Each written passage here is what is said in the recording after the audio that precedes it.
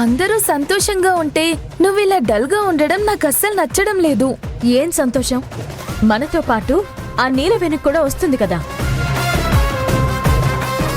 మన శుభకార్యాల్లో అది పార్టిసిపేట్ చేయడం నాకిష్టం లేదు.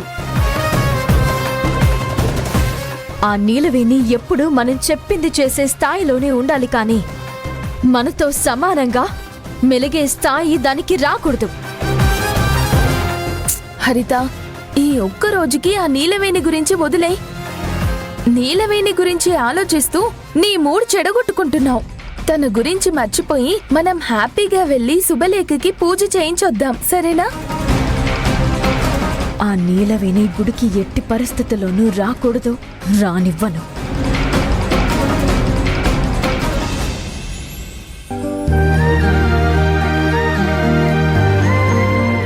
కుకటేశన్న, ఏంటి నిలవడమ్మా? ఏంటివి?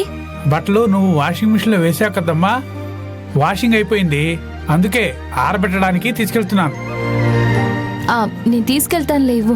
ఏంటి నిలవడమ్మా నువ్వు? నీడ పట్టును కూర్చొని నిమ్మరసం తాగుతూ నిమ్మలంగా ఉండమంటే ఉండవు. ఆ పని ఈ పని చేయాలంటావు, అందరి బాధలు నీ బుధాన్ని వేసుకుంటావు. ఏంటి నిలవడమ్మా ఇది? అన్నా, మన పనులు మనం చేసుకోవడంలో తప్పే ఉంది. నువ్వు ఈ ఇంటి కోడలివి,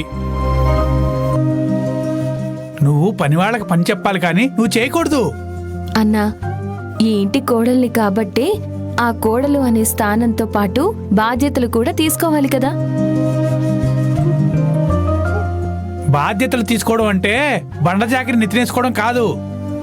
అయినా నేనంతలా ఏం కష్టపడిపోతున్నానని అవన్నీ పక్కన పెడితే ఇవి తారక్ సార్ బట్టలు. తారక్ సార్కి సంబంధించిన ఏ పనైనా సరే నేనే చెయ్యాలి. ఓ అదే సంగతి.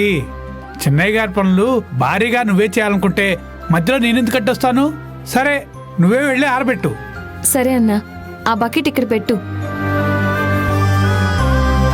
గ్రైండర్లో పప్పు వేసాను, అది గ్రైండ్ చేసేసాక నేను తీసుకెళ్లి ఆరబెడతాను. అదిగో మళ్ళీ పని గిని అంటావు.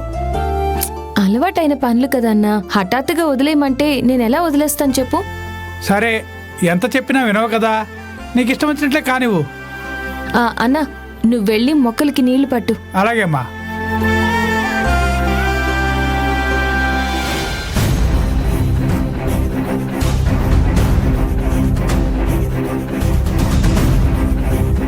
నీలవేణి, నువ్వు నన్ను చెంప దెబ్బ కొట్టావు కదా, ఇప్పుడు నేను నీకు చావు దెబ్బ కొట్టబోతున్నాను. కరెంటు తీగలాంటి నన్ను చూసి ఎవరైనా నా దగ్గరికి రావడానికి కూడా భయపడతారు. అలాంటిది నువ్వు నా మీద చెయ్యెత్తావు, నా ముందు ధైర్యం చూపించావు, నన్ను భయపెట్టాలని చూసావు. ఆ భయం ఏంటో నీకే పరిచయం చేయబోతున్నాను. నా మీద చెయ్యెత్తిన నీకే చావుని పరిచయం చేయబోతున్నాను.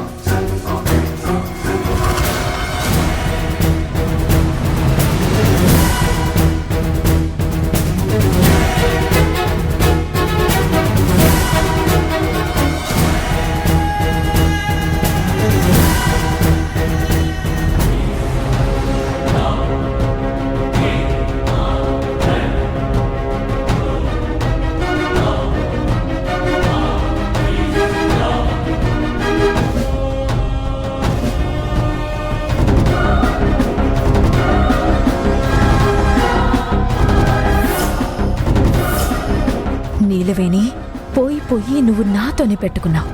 పాపం నేను పగబట్టిన పామునని తెలియక నువ్వా పని చేశావు. ఇప్పుడు అందుకే ఆ కాటుకి బలవ్వబోతున్నావు.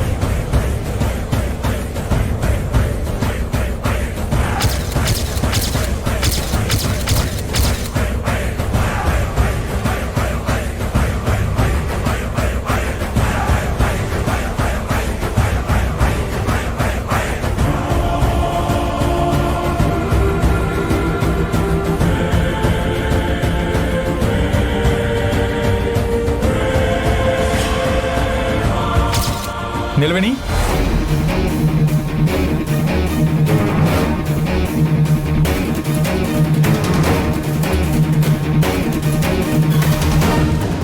ఏంటి తారక్ సార్?